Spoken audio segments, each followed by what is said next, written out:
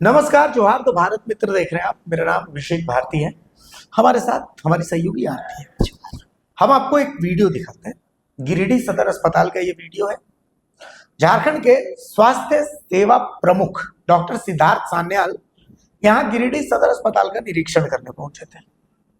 यहाँ कुछ बातें उन्होंने कही है। पहले इस वीडियो को आप पूरे ऑडियो के साथ देखिए कि वो क्या समझा रहे हैं। पहले इसको समझिए। अस्पताल का निरीक्षण क्या मिला आपको? क्या सदर अस्पताल गिरिडीह को बहुत इम्प्रूव करने की ज़रूरत है। पेशेंट का फ्लो बहुत कम है। डॉक्टर्स यहाँ के अच्छे हैं, इसमें कोई दो मत नहीं है। हम लोग सर्विसेज को और बढ़िया करने के लिए जो उपाय है वो भी कर रहे हैं ताकि रोगी यहाँ पर आए, क्योंकि स्पेशलिस्ट लोग यहाँ पर हैं और हम लोग ने रेटिंग से भी अच्छे अच्छे स्पेशलिस्ट को कुछ को भेजे हैं और भेज रहे हैं। परसों फिर हम लोग एक लॉट ऑफ डॉक्टर्स को डिफरेंट डिस्ट्रिक्ट में जाओ जो स्पेशलिटी नहीं है। और हम लोग ने ये भी किया है जो प्राइवेट डॉक्टर्स भी जो यहाँ पर आके काम करें उनको भी हम लोग ऑन पेमेंट आयुष्मान के तहत स्किन स्पेशलिस्ट हो, ऑर्थोपेडिक सर्जन हो, ये साइकियाट्रिस्ट हो या न्यूरोलॉजिस्ट हो या नेफ्रोलॉजिस्ट हो, सबका सेवा लेने के लिए किया। उम्मीद है जो इस सरकार में हम लोग इस अस्पताल को भी फेसलिफ्ट 1 साल के अंदर। सर, रेफर को लेके आपने रेफर के लिए सबसे बढ़िया ये है, हम लोग यूजुअली मेडिकल कॉलेज में रेफर करते हैं, तो मेडिकल कॉलेज में ये लोग पता लगा के रखें जो वहाँ पर जगह है कि नहीं। हम लोग ने उनका नंबर भी शेयर किया, तो वहाँ पर जगह खाली होगा तभी ये रेफर करें, अन्यथा और रेफर करने के लिए भी एक सिस्टम डेवलप करना होगा जो 3-4 डॉक्टर मिल करके पहले एक मीटिंग कर लें 10 मिनट में, क्या कंडीशन है जो उनको रेफर करने जा रहे हैं, तभी उनको रेफर करना। अन्यथा रेफर करने से वो पेशेंट को भी कठिनाई है। आयुष्मान के तहत भी आपने कई निर्देश दिए? आयुष्मान के तहत ये आयुष्मान काउंटर बाहर बनाने के लिए, प्री ऑथराइजेशन करने के लिए, सब चीज़ के लिए ये किया गया है। उम्मीद है उसका भी लाभ मिलेगा। Thank you so much. Thank you. इसको देखिए, यहाँ पर आयुष्मान की सुविधा उपलब्ध है और ये का प्री ऑथराइजेशन काउंटर यहाँ पर बनाइए। यहाँ पर जहाँ पर लोग आकर के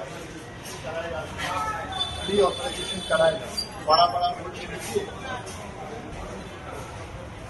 ICU, they don't have any number of room so that they can call to you जो सर ऐसा है, इसको क्या करें।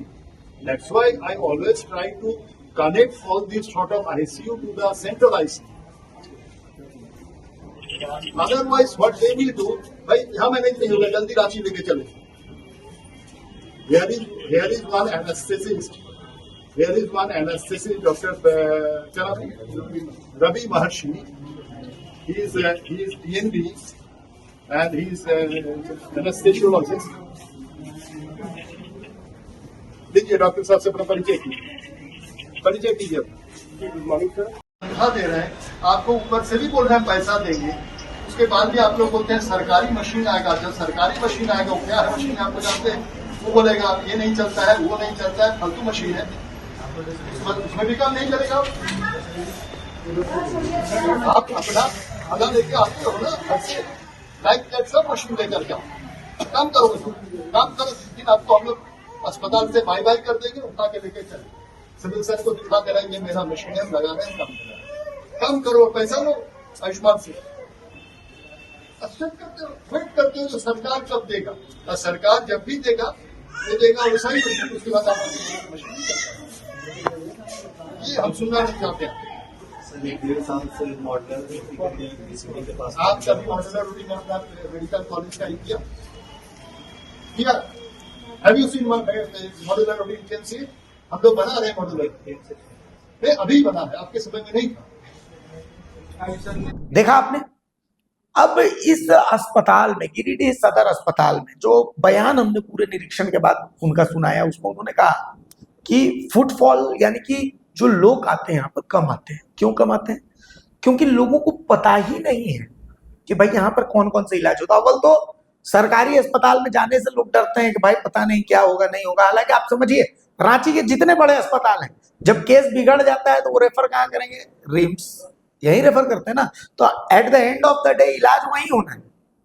लेकिन उससे पहले लोगों को ये पता ही नहीं रहता है कि इस अस्पताल में क्या इलाज होता है, नहीं होता। आरती, अभी इस वीडियो में हमने देखा जो स्वास्थ्य प्रमुख है, स्वास्थ्य सेवाओं के प्रमुख हैं, डायरेक्टर प्रमुख, वो कह रहे हैं कि भाई आयुष्मान भारत के तहत कौन कौन से इलाज होते हैं, कम से कम आप बोर्ड तो लगाइए, पता तो चले लोगों को कि यहाँ क्या क्या इलाज होता है। गिरिडीह सदर अस्पताल में इतने अच्छे अच्छे डॉक्टर हैं, उनका डॉक्टर बहुत अच्छे अच्छे और बहुत जेन्युइन बात, और वो तारीफ भी कर रहे हैं कि अच्छे अच्छे डॉक्टर हैं, हाँ। लेकिन लोगों को यही नहीं पता कि यहाँ कौन कौन सी सेवा मिल रही है। और अक्सर ये चीज होती है, आप कहीं भी बिल्कुल। चले जाइए, आपको कौन कौन सी बीमारियों का यहाँ इलाज होता है, आयुष्मान के तहत कौन सी बीमारी का आपको लाभ मिलेगा, नहीं मिलेगा, क्या होगा नहीं होगा, ये कम से कम एक बैनर पोस्टर कुछ तो लगा रहना चाहिए। देखिए, अगर आप हमारे दर्शकों ने भी अगर उनकी पूरी बातचीत को सुना होगा, चाहे वो माइक पर बोल रहे हो या फिर जो इंस्पेक्शन कर रहे हैं उस दौरान ही उन्होंने कही हो, इन सब में सबसे जरूरी चीज, एक बहुत सीधा सा सवाल मैं आपसे पूछती हूँ भारती, अगर आप मान लीजिए अभी किसी सरकारी अस्पताल में जाएं इलाज के लिए, क्या आपको पता है कि उस सरकारी अस्पताल में कौन सी ऐसी बीमारी के लिए सरकार की तरफ से अनुदान दिया जाता है या फिर कौन सी योजनाएं हैं जिसका इलाज अगर आप कराने गए हैं और वहां आपको रियायत मिल सकती है? क्या आपको जानकारी है? नहीं है। क्यों नहीं है? और क्या वहां पर कोई ऐसा शख्स है जिसे आप वहां पर जाएंगे और पूछेंगे कि भाई यहाँ पे क्या क्या चीज ऐसा है जहां पर अगर मैं किसी बीमारी के इलाज के लिए आया हूं तो सरकार की तरफ से मुझे क्या रियायती दर मिल सकता है? कोई नहीं मिलेगा आपको। ये सबसे बड़ी कमी है जिस पर इन्होंने फोकस किया है, सिद्धार्थ सान्याल ने फोकस किया है। देखिए, सबसे बड़ी चीज है, हम लोग जो दिन भर ऐसी खबरों की तलाश में रहते हैं, हमें कम से कम इतना तो पता होता है कि कहाँ जाने पर हमें किससे मिलना है और कहाँ से क्या काम हो सकता है।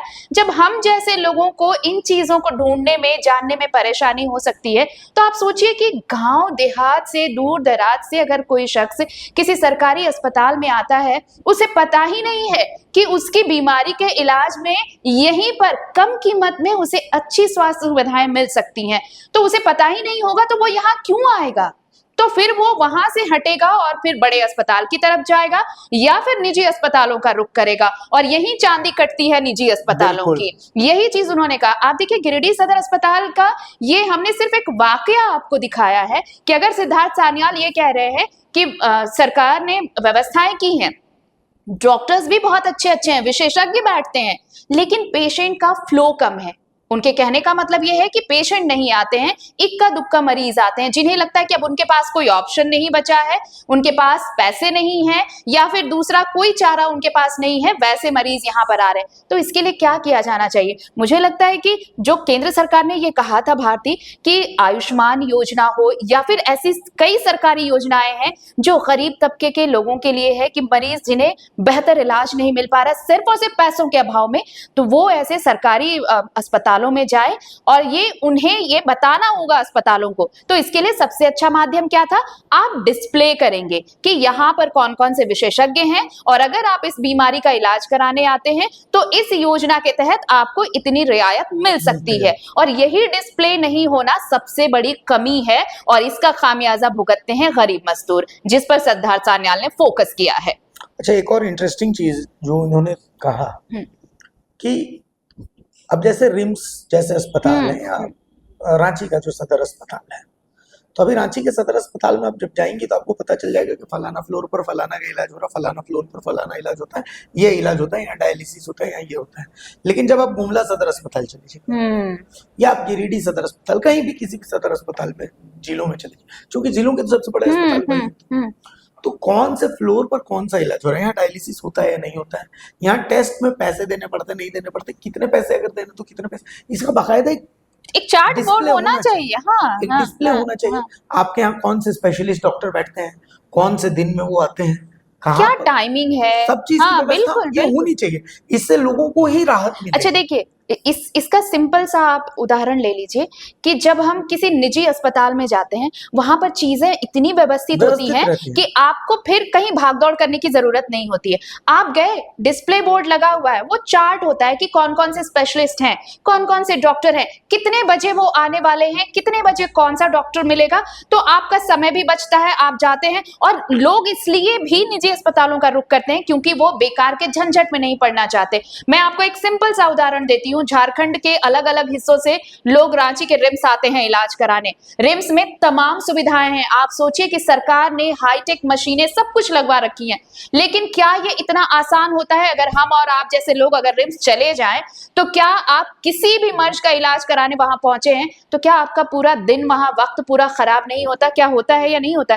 क्योंकि आधे टाइम तक तो हमें पता ही नहीं चलता है कि हमें कौन से केबिन में जाना है, हमें कौन से फ्लोर पर जाना है। और यही भागदौड़, इस भागदौड़ से बचने के लिए निजी अस्पतालों ने जो सब कुछ किया है, तो उनकी तरफ पेशेंट जाते हैं, भले ही उनका पैसा ज्यादा खर्च हो जाए, कम से कम परेशानी तो बचेगी। और इन्हीं सब परेशानियों को दूर करना होगा। हम जिन व्यवस्थाओं की बात करते हैं, हमारे यहाँ स्वास्थ्य मंत्री जिन व्यवस्थाओं की बात करते हैं, हम हमेशा, जब भी हम स्वास्थ्य व्यवस्थाओं को लेकर किसी डिस्कशन पर आते हैं, तो हम हमेशा कहते हैं कि बड़े अस्पतालों को खोलने से ज्यादा जरूरी है कि जो दूर दराज के अस्पताल छोटे-छोटे हैं, CHC, जो छोटे PHC छोटे CHC हैं, PHC हैं, देखिए प्राथमिक स्वास्थ्य केंद्र में भी बहुत सारी सुविधाएं मिल सकती हैं वहां के मरीजों को, कम्युनिटी हेल्थ सेंटर में भी मिल सकती हैं।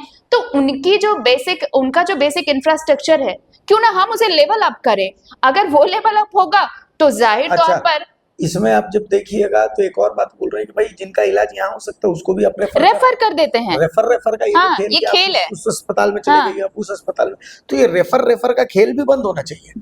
भाई जिसका इलाज जहाँ पर संभव है, आप सक्षम है इलाज करने में, फिर आप रेफर क्यों कर रहे हैं? इन्होंने साफ जो हाँ, बिल्कुल, उन्होंने डायरेक्टर कहा प्रमुख है, उन्होंने हाँ। कहा कि रेफर कर दिया यार, लेकिन क्यों रेफर कर दिया यार? आपके पास कोई कारण नहीं, तो तो होना चाहिए। इसके पीछे आपको समझना होगा, ये एक बड़ा नेक्सस है। मैं ऑफिशियली यहाँ बैठ के कह सकती हूँ, क्योंकि मैं उस पूरे सिस्टम से गुजर चुकी हूँ, ये मेरा अनुभव रहा है, तो मुझे ये साझा करने में कोई दिक्कत नहीं है। आप कभी भी सवाल पूछेंगे, मैं बाकायदा डॉक्यूमेंट्स के साथ ये कह सकती हूँ कि वहां पर सुविधा होने के बावजूद भी डॉक्टर रेफर क्यों खेलते हैं।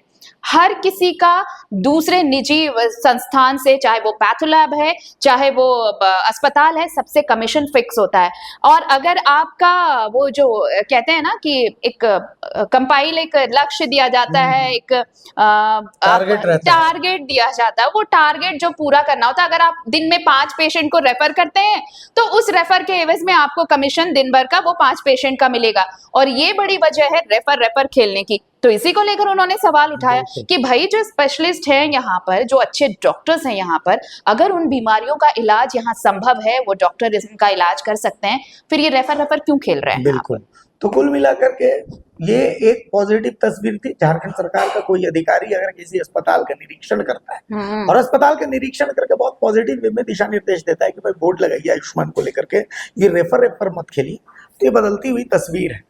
और द भारत मित्र में हम जो अच्छा है उसको अच्छा ही कहते हैं, जो बुरा है उसको बुरा कहते हैं। तो इसके लिए स्वास्थ्य विभाग की तारीफ होनी चाहिए कि कम से कम, चाहे स्वास्थ्य मंत्री इरफान अंसारी कम से कम दूर दराज के अस्पतालों का वो निरीक्षण कर रहे हैं। भले आप उसको जो भी कहिए, लेकिन सच यही है कि कोशिश तो कोई कर रहा है, कोशिश तो कर रहा है कोई, कोशिश तो कर रहा है। उनके अधिकारी कोशिश तो कर रहे हैं, वो खुद कोशिश तो कर रहे हैं। आज नहीं तो कल तस्वीर बदलेगी, हमें भी उम्मीद है, और इसी उम्मीद पर तो दुनिया चलती है। नमस्कार। जोहार।